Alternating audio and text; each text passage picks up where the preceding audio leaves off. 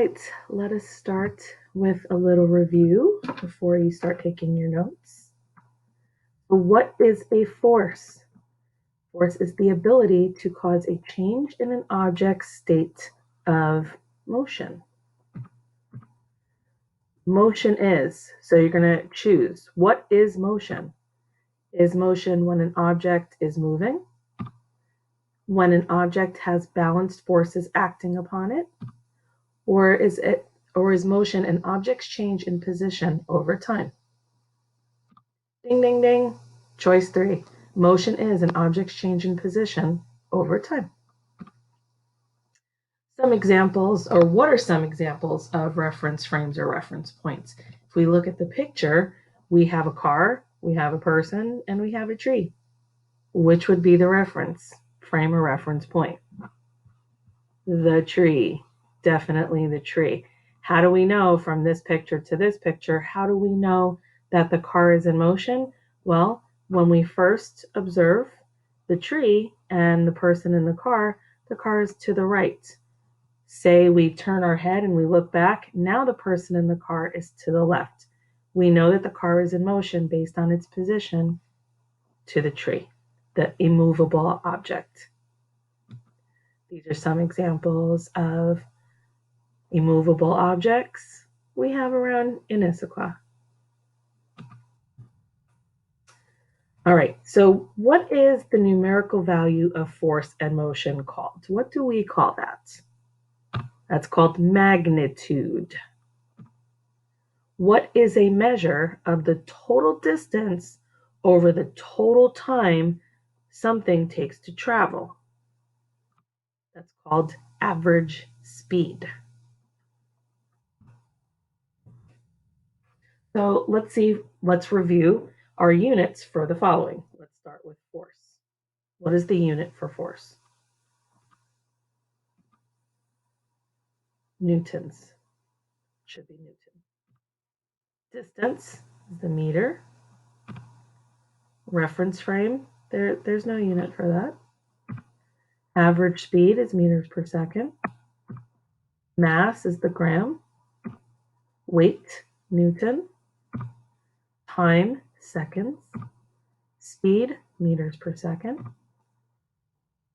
Why do we need to know how to convert metric units? You thought this was going away. It is not. Because we have to convert units to solve problems. What are the two indicators of force? Magnitude, size, and direction. We'll be looking at direction today. So two indicators of force is the magnitude and the direction, like left, right, up, down, north, south. There are how many types of friction? 4. Let's list those friction types.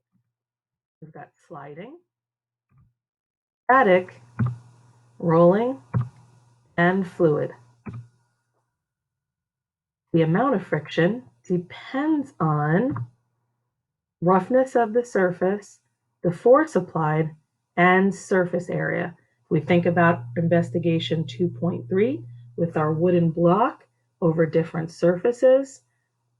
Remember the wax paper had the least amount of force? Well, the wooden block experienced the least amount of force on the wooden block over the wax paper because there were less points of contact over the surface area. True or false? Forces are together in pairs. Forces work together in pairs. True. All right, let's begin filling in our notes. So we start with notes are balanced and unbalanced forces. Forces occur in pairs. In pairs. Remember, you're filling in what is in yellow. Forces can be either balanced or unbalanced. Balanced forces. When two forces acting on an object are equal in size but are opposite in direction, we can say the forces are balanced. Balanced forces do not cause a change in motion.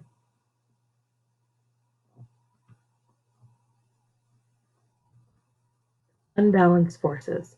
Unbalanced forces occur when one of the paired forces acting upon an object is greater than the other force. Unbalanced forces cause a change in motion. Pushing. When two forces are acting on an object and are not equal in size, we say the forces are unbalanced. Unbalanced forces cause a change in motion by changing the object's speed or direction.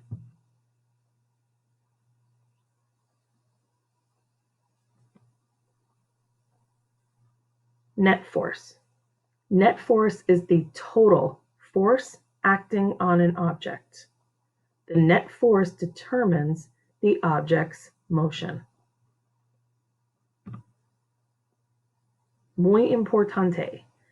If the net force does not equal 0, the object will move in the direction of the greater force.